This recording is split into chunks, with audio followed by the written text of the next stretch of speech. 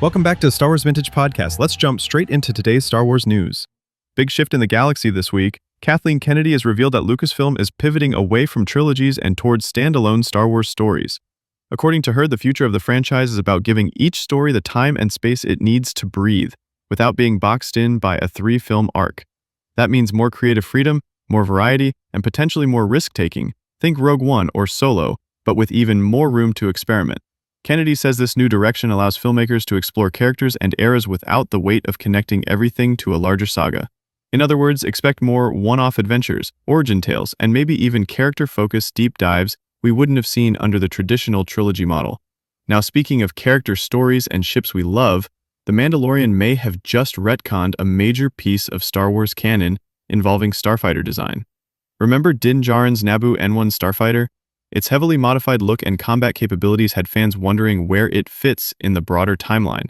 Well, according to recent revelations, that very ship might have inspired the next generation of starfighters used by the New Republic, including the ones we were supposed to see in Rogue Squadron.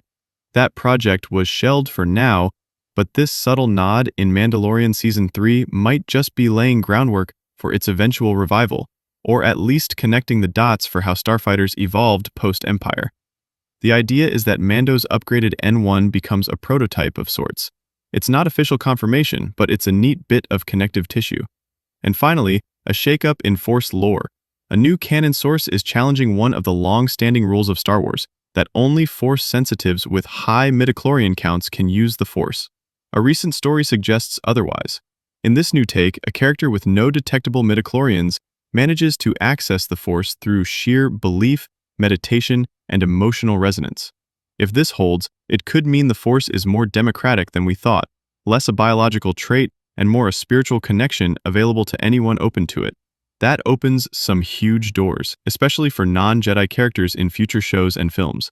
It's a shift that echoes the original mysticism of the Force, before midichlorians came along in the prequels. That's it for this episode. Remember to like this post, comment with your thoughts, and follow us for more. Until next time, may the Force be with you.